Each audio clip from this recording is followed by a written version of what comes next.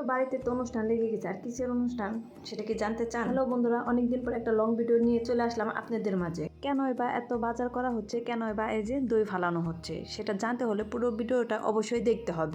আসসালামু আলাইকুম, কেমন আছেন সবাই? আশা করি যে যেখানে আছেন প্রত্যেকে অনেক ভালো আছেন। আলহামদুলিল্লাহ আমি অনেক ভালো আছি। তো রোজা তো চলে আসছে, আর প্রতি বছরে আমাদের বাড়িতে মানুষ খাওয়ানো হয়, আর এই বছর খাওয়ানো হবে না তাই কি হয়? তো এই বছরে আমাদের বাড়িতে ইফতারের জন্য মানুষকে দাওয়াত করা হয়েছে, আর সেজন্য এত বাজার ঘাট করা হয়েছে। আর এটা ছিল যেদিন দাওয়াত দিয়েছে তার আগের দিন। তো আগের দিনই দই ফালানোর জন্য দুধ কেনা হয়েছে, আর দুধ জাল দেওয়া হবে এই পাতিল, আর সেজন্য আমার কাকে এই পাতিলটা একদম দেখেন লেপে দিচ্ছে যাতে কালি না হয়। আর দুধটা জাল দেওয়া হবে সেজন্য ছেঁকে নিচ্ছে, আর এই যে আমি ছাঁকনিটা ধরে আছি আর আমার কাকা দুধগুলো ঢেলে দিচ্ছে। আর দুধে যাতে ময়লা না থাকে সেজন্য আমরা এভাবে ছেঁকে নিই। আর এদিকে হাঁড়িতে দুধ দিয়ে দিবে। এখানে কিন্তু 70 কেজির মতো দুধ আছে, আর দুধে যাতে উপর থেকে কোনো ময়লা না পড়ে সেজন্য তাবুত আনিয়ে দিই। তো তাবুত আনানোর জন্য রশিটা নাগর পাচ্ছিল না, সেজন্য আমার এক কাকা আর কাকাকে উঁচা করে ধরছিল যাতে রশিটা বাঁধতে পারে। আর এদিকে দেখেন হাঁড়িতে দুধ দিয়ে দিচ্ছে, আর এই জালটা ধরাতে হয় একজন মুরব্বী মানুষ, আর সেজন্য সেই কাজটা আমার দাদা করে দিল। তো এদিকে তো আমি একটু মাতবুরি করে দুধটা নাড়া দিচ্ছিলাম, আর দই পাতার জন্য দইয়ের হাঁড়িগুলো রোদে একটু শুকা দিয়েছিল। আর এই পাতিলগুলো হচ্ছে একদম নতুন, দুধ জাল দেওয়া শেষ, আর এখন দই পাতার সময় হয়ে গেছে। আর এই যে ডিশে দেখছেন এটা দইয়ের বিছানা, আর দেখেন পাতিলগুলো কত সুন্দর সিরিয়াল মতো সাজিয়ে নিয়েছে। আর এখন এই যে দুধগুলা প্রত্যেকটা পাতিলে দিয়ে দিবে। তো দুধ ঢালা শেষ হলে আর লেপ দিয়ে এগুলো ঢেকে দেওয়া হবে যাতে কোনোভাবে বাতাস না ঢুকতে পারে। পাতা তো শেষ, এখন হচ্ছে ইফতার করার সময়। ইফতার করার শেষে দেখেন সবাই চলে আসছে পেঁয়াজ রসুন আদা ছোলানোর জন্য। রাত তো 10টা বাজে, এখন দই হয়েছে কিনা সেটা দেখার পালা। আর দেখেন দইটা কত সুন্দরভাবে জমে গেছে। আগের দিন তো দই পাতা হলো, আর দাওয়াতের দিন সকাল থেকে দেখেন কাজ শুরু হয়ে গেছে। এদিকে মুরগি আনা হয়েছে, আর মুরগিগুলো কাটতেছিল ভাবি কাকি সবাই মিলে। আর অন্যদিকে আমার মা ফুবু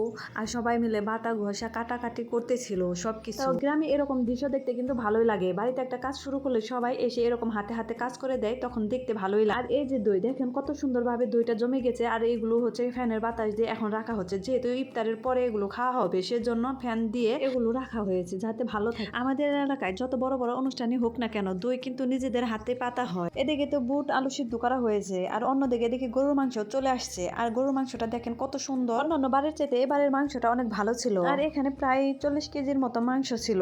আর এই মাংস রান্না করার জন্য কিন্তু আমাদের বাড়িতে কোনো বাবুর্চি আনা হয়নি। আজকে আমাদের বাড়ির বাবুর্চি হচ্ছে কাকি আর ভাবিরা, আর আজকে সব রান্না কাকি আর ভাবি মিলেই করবে। আর এই যে ভাবি তো মুরগির মাংস চড়িয়ে দিল, আর মুরগির মাংসটা কিন্তু প্রথমেই ভাজা হয়েছে, ভেজে নিলে মুরগির মাংসটা রান্নাটা অনেক সুন্দর হয়। আর অন্যদিকে আরেক ভাবি এখানে গরুর মাংস চড়াবে দেখে সকল মশলা একত্রে দেখেন এই যে মিশিয়ে নিচ্ছে।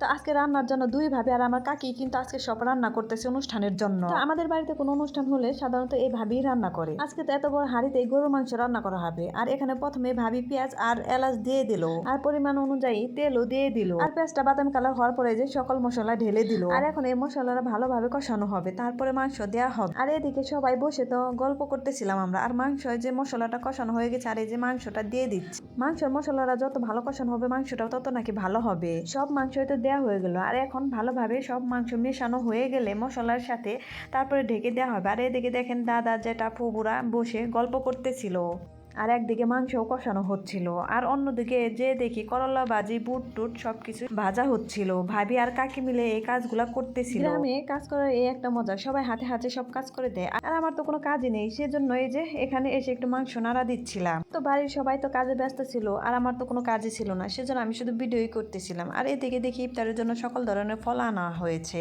আর এদিকে ভাবি আর কাকি মিলে দুই চুলায় রান্না করতেছে। একদিকে করলা ভাজি করতেছে, অন্যদিকে বুট রান্না করতেছে। তো করলা ভাজি হয়ে গেছে, এখন তো দুই চুলাই বুট রান্না করতে হবে, যেহেতু অনেক কিছু রান্না করা হবে সেজন্য সকাল থেকে সবাই মিলে রান্নাটা করতেছিল। আর এদিকে রান্না করতে করতে তো দুপুরই হয়ে গেল।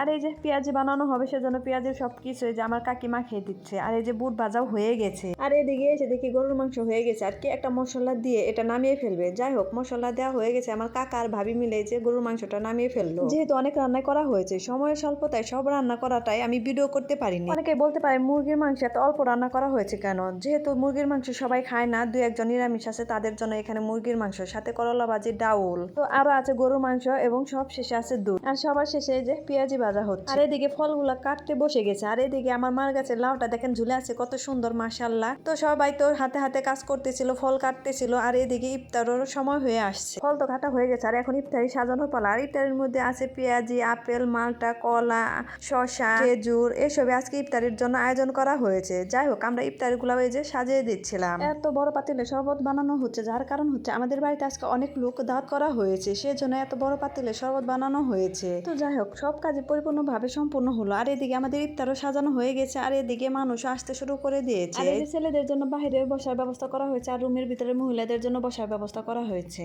আজকের ভিডিওটা কেমন লেগেছে অবশ্যই কমেন্টে জানাবেন। আশা করি সবাই ভালো থাকবেন। বাই।